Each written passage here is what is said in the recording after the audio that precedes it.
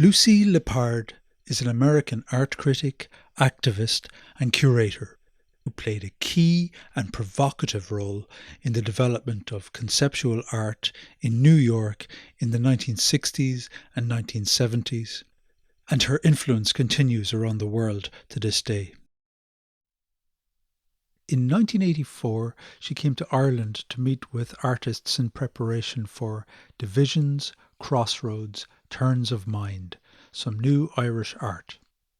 A series of exhibitions that took place in various institutions in Canada and the United States between 1985 and 1987. From her home in rural New Mexico, Lucy talked with curator Jo Melvin about conceptual walking and the relationship between art and landscape. She started by talking about the genesis of Divisions, Crossroads, Turns of Mind, as part of an ongoing dialogue between the two that has taken place over a number of years. I know that you were asked, I remember you said, you were asked to come up with a title for a lecture before you came over to Ireland. So a lot of the expectations that you had before you came were without having been in Ireland, which must have made it quite peculiar, making a statement for a lecture that you weren't quite sure about. And I know that that lecture was called Imagine Being Here Now, which, like your title for the exhibition itself, Divisions, Crossroads, and Turns of Mind, I mean, both these two open up this whole kind of field that we're all interested in, which is this notion of on the way to something, in between something, journeys and kind of unfoldings, which is really quite masterly. I mean, you have this knack with titles, which I must say I admire greatly. But I wonder if you could recall any aspects of that planning, like when you were in the US and what your thoughts were. The sad thing is that this was almost 40 years ago, and I'm in my 80s, and I've done too damn much in the past. I remember extremely little about it. I remember enjoying it immensely. But the person who contacted me was Paula McCarthy-Panchenko. Yeah. And then Williams College was involved somehow as the U.S. institution and so forth. And I usually say yes to anything I don't know much about, because it's a way of getting to know something about it. So, and Ireland was I had written Overlay by then, and Ireland was a main player in the Stonehenge, not Stonehenge, but the Stone Age and so forth. And that I was particularly interested in the megaliths that were all over Ireland as well. You had an enormous amount of slides to go through in the US, and then you whittled that huge number down to some phenomenal number of, even still, phenomenal number of started out to be 3,500. Yeah. Which is what I got. And then I think I got it down to something like 300. Yeah. For me, it's pretty good, because I tend to do things bigger than littler. But yeah, exactly. And I think you made something like 62 studio visits in order to whittle it down further. Do you have any recollections of that trip? When you were cramming in all those visits. It's a phenomenal number of people to see. I gathered that they sort of expected me to concentrate on Dublin and Cork and Belfast, and that I wouldn't be wandering around the countryside too much. But of course, I didn't do that. I found all kinds of odd little things in odd little places, and so, which made my trip very nice. I mean, it sounds like a touristically evolved idea, but I saw a lot of really interesting art. And what I'm always have been more interested in than otherwise is things outside of the mainstream. So when I saw somebody who lived in a little village somewhere or other in Western Ireland, I thought, oh yes, I'll go there. And I mean, obviously the art had to be interesting too, but out of 3,500 slides, it was bound to be a hell of a lot of interesting art. I mean, I probably could have done twice that many studio visits had there been time and so on. But the one thing I really remember, and I'm afraid I don't remember the artists' names and where I was or any of this stuff. So, but I told you about it before, and you had an idea of who it was. But I got directions to somebody, I think it was on the Dingle Peninsula, to drive along this really scary, and I wasn't a big driver at that point. I lived in the city. I'd driven all my life, but I wasn't very good at it. And driving along this sea cliff with no guardrail, looking down and seeing the ocean thousands of feet, it felt like, down.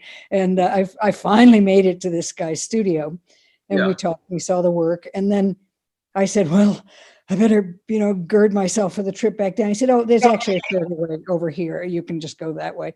And I could have killed him, because obviously he had tested me on some level to get to his studio, and I made it. So anyway, that was probably the thing I remember most about the whole trip.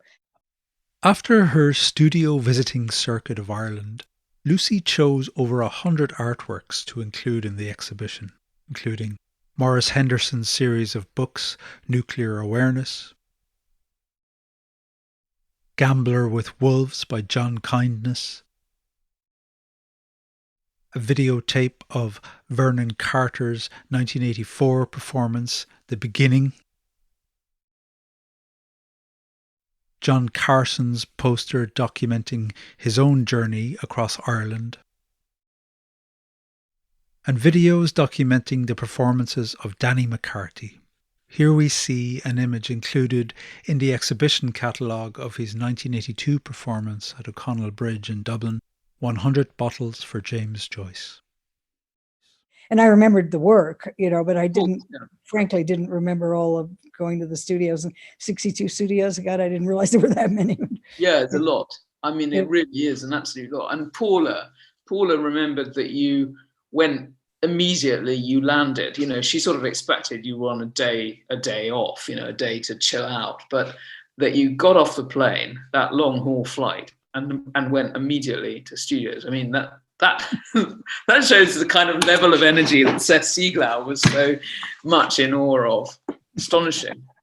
But I know that when I did the show in Ireland, people were very aware, and I was aware that it was politically oriented. I mean, I was interested in the politics, and again, didn't know much about it. But is that still true of Irish art? Sort of, is that political bent? Oh, totally. Yes, absolutely. It's present. It's completely present, and it presents itself in different forms. It's latent or it's explicit, and in between. And depending on how we approach that experience and how we chew it, I think something that I would say is perhaps more prevalent is the sort of lack of kind of quantification. This is art, and so therefore it's culture. Far less of that sort of snobbery that would be definitely in the foreground in the UK and other parts of Europe, and kind of high culture, and also how we think of art in the US when we go to visit museums and so on and so forth. In 1983, shortly before her trip to Ireland, Lucy Lippard published Overlay, which was a groundbreaking exploration of the continuum of connections between megalithic and prehistoric art and the symbols, materials and forms used in contemporary art. Here, Lucy talks about how her work on Overlay influenced her curatorial decisions for Divisions, Crossroads, Turns of Mind, and about how time she spent living on a farm in Devon in the late 1970s, walking the countryside, began the process of a change of focus in her artistic career. The weird thing about that whole trip was that I had a dream about where I was going. And I had a couple of days, a friend from London we drove down and drove around all the back roads. And I didn't succeed in renting anything, because I'd say to the cottage person, well, a man will be coming in from Berlin now and then, because my partner, Charles Simmons, had a DAD in Berlin, and a man coming in from Berlin. People were very stuffy about that and so on. So we were just driving around the neighborhood, and we came, and there was high hedges, you can't really see anything. We came over a hill, and the hedges were subdued a little. And I saw this farm, and I said, that's the place I dreamed about. So I went down, and it was a dead end road, thank God. So I was like, ugh. And my friend said, well, go ask if they have a place. And I said, really? Just out of the clear blue sky? She said, yeah, do it. And then I saw this woman's face at the kitchen window to see what the hell we were doing there. And it was such a lovely face that I picked up my courage and went in and said, asked for a place that I knew it wasn't. And she said, well, I can't imagine how you got here if you're trying to go there. And I said, well, what I'm really looking for is a cottage for me and my son next year.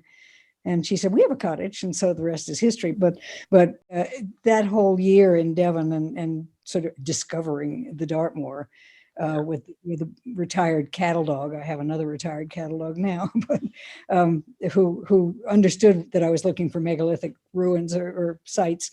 And he would run ahead of me and sit in the middle of the stone circle or by the stone row. This is what you're looking for, right? So the whole year was a sort of fantastic, quite literally, magical year for me. And it started me off realizing that I didn't just have to write about art because the megalithic stuff wasn't considered art at that point. And that was when I went there to write a novel, and I wrote it and it wasn't that great. And when I came home, what I really wanted to do was write about that place. And that was sort of the beginning of place and the beginning of my escaping the art world a little bit, and a very important moment. You were going there to write a novel. Did you actually write that novel? Yeah, I wrote it and it wasn't very good. It was called The First Stone. And it was about how 3 generations of women, how politics affected their lives. I had a wonderful time writing it, but I never got interested in rewriting it, and because I got off on overlay, and that was more fun. So yeah, sure. And you were doing, and all the explorations you were doing with your dog, of course, were on foot. So you were doing, you mentioned earlier about these mega length walks.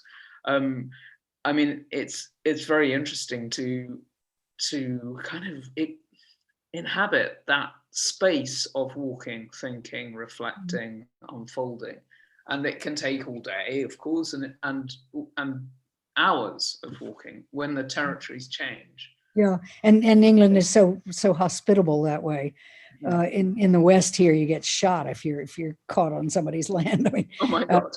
Well, especially if your dog is chasing stock, the dog gets shot. I mean, but in Britain, if I got too close to the habitation or the barn or something, somebody might come out and say very politely, "Can I help you?" But which was sweet. No, sorry, I got too close and so on. But as long as you closed the gates and your dog didn't chase stock, you could go anywhere. And I was very impressed by that. By the respect that the people had for the land. I'm interested in the way that you mention this kind of touristic approach. I mean, like catching good sights and so on. But this also must tie in with the whole kind of sensation and exploration of land and walking, which arguably isn't touristic at all. Would you have some thoughts around that that it's always been so present in your practice, this notion of walking and connections between places? Well, calling that lecture "Imagine Being Here Now" I've called a lot of lectures "Imagine Being Here Now" because when I thought of it, I liked it so much that I just kept using it for different types of lectures and so on. But you often, when I lived on a farm in Devon for a year, really old stone farm, a glorious place, and walked. After I came back to New York, I found that I could walk those walks. I walked every single day, miles and miles and miles. And my kid would come back from school and they'd say, "Look, there's your mom.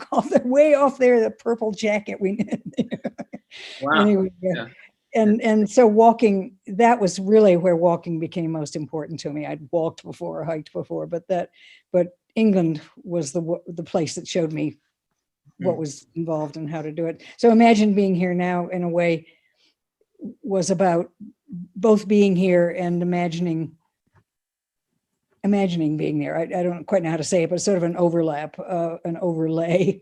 Often out walking, I find that sort of history is coming up under the ground at me. Yeah. And it's not necessarily history I know. I just can tell it's something or other. And living in New Mexico now for almost 30 years, I get that a lot because, of course, I live in a place where Native Americans lived for 1,000 years, and there are traces absolutely everywhere. And it's really an extraordinary experience. The land looks like land and just another pasture, another big field and some canyons and very dry and so forth, but it's full of secrets. And it's the secrets in the land that really interest me. And Ireland was clearly a place where people were in touch with that. More so maybe than most places I've ever been. Living in New Mexico, Native people are very present in New Mexico. And coming from back east, where Native people are invisible. I mean, you may go to a casino now or something, but for the most part in New York State and even in Maine, which is much more rural and everything, I lived for decades without having any idea about Native American ideas or cultures or remains of anything. And yet in New Mexico, it's all there.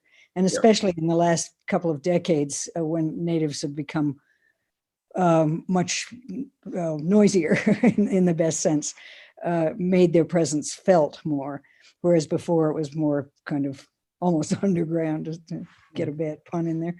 But I live in a basin, the Galisteo Basin, where there are 8 major Pueblo ruins. They were mostly adobe, so they're just piles of dirt now with cholla cactus growing out of them and so forth. But Native people don't feel that any of this has been abandoned. I mean, they're always being accused, I mean, not accused, but described as abandoned pueblos. And that pisses off Native people because they say they aren't abandoned.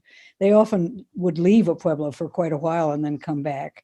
But the spirits are still there, and of course burials and so forth, and the memories are still kept quite fresh. I mean, it's not like somebody can say, "Oh, I remember in the 14th century what such and such happened," but the notion of how the lands were treated and respected and so on is still very much alive. So that, and I'd been writing about Native art before I lived here for about a decade, but this made a huge difference in understanding what was going down. So, and it led me to be more interested in land use than in land art, because I've written that to the dismay of some of my friends, I wrote an essay in the 90s called Land Art in the Rearview Mirror, because I was moving on and got more interested in how land was used. And by use, I don't mean just agribusiness or whatever. I mean, for ceremonial uses, for living, for understanding how everything works and that kind of use. And so land art, I always think of as a sort of urban art in rural places where a lot of people have never seen the art. I hadn't ever seen much of it or any of it practically before I moved out west. And they see this beautiful, beautiful landscape and this art that's taking in the landscape or looking out at it or whatever. And it's touristic. Again, that's so interesting that you mentioned that, because I mean, we're all tourists on this planet when it comes down to it. But the urban people, love to go out there and see the landscape, and the art accumulated the landscape or exploited in a way the landscape. Whereas the Native art, the petroglyphs and pictographs, which are called rock art, which Native people don't like it to be called art because it was either functional or ceremonial or whatever. But that you walk and walk and walk and then you come upon it, and it's part of the land instead of imposed upon the land, and that makes a big difference. Seth Siegelaub was born in New York in 1941 and passed away in Switzerland in 2013. He was active as an art dealer, publisher, independent exhibition organizer, textile bibliographer and collector, and towards the end of his life as a researcher studying the theories of time and casualty in physics. His lifetime of activities in the conceptual art world frequently overlapped with that of Lucy Lippard, and the two were collaborators and friends. Here, as the pages of overlay turn on an ancient stone altar, we hear Siegelaub sharing his thoughts on the legacy of artworks as things that contribute to collective knowledge and to ways of seeing the world, in a 2008 recorded interview with Jo Melvin, at his Amsterdam apartment. Yeah. And also we talked about moments retrospectively becoming important rather than... Yeah, right. Yeah, about the conception that when you're doing something, you're making history or something. If I have done that kind of activities, I certainly never thought of them in that way. I mean, my sole desire in any project I do is to create something new, critical, interesting, open up a new path, whether it's research or whatever, something like that. But it was certainly never, this is breathtaking. I mean, this is the end of the living, the end of the world or something like this. This is a great project. Just then, did you feel when you were doing this show that you were... I would never even think that way at all. Yeah. I think it just falls into a logic that, of the events at the time. It's just something that you or people you're close to or working with, that you just do these things. It seemed like the logical or the necessary thing to do at the time. Exactly. And whether history looks back on it as being a seminal moment. Yeah. It's funny that we've got so many do you think any of this Irish, the land stuff, has anything to do with conceptualism? Well, yes, I do. I think the unlocking of what's hidden or somehow implicit does. We could almost like thinking of it as some sort of syntax, like points of reference, and also the fact that the way that it operates in a kind of turn of mind that has an element which is unquantifiable, which is humorous. And so often when people think about conceptual art, I mean the kind of dull, I shouldn't really say this, but I'm going to say it, the sort of dull art historians, they think that it's all kind of this pure. Yeah. And the humour, the fantastic humour and drollness and these kind of ways of communicating through what isn't it there, but is there in the gesture, the humorist. I think that's very much present. Yeah, that's interesting. And also, of course, there was Richard Long and Hamish Fulton, who really set the compass toward imagined, or not imagined, but actual walks on the land, but the viewer had to imagine it. I mean, the viewer was not allowed in the experience, in a sense, which became a conceptual experience. Yeah, exactly. And that conceptual experience is something that we, in a way, carry with us, and it can go in any kind of direction. It's like, it's open. It's not, you have to follow it this way. It's not the kind of methodology that can only be one thing rather than another. It's like imagine being here now, sort of. I mean, you had to imagine these walks and the things that were done along the way and so forth.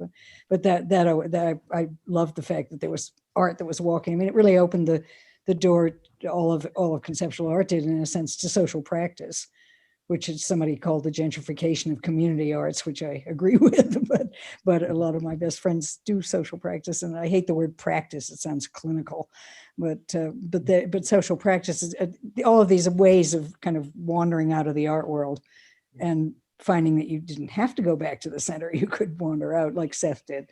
I mean, Seth was such a model for that, just bypassing all the bullshit that goes on in the art world, or trying to anyway.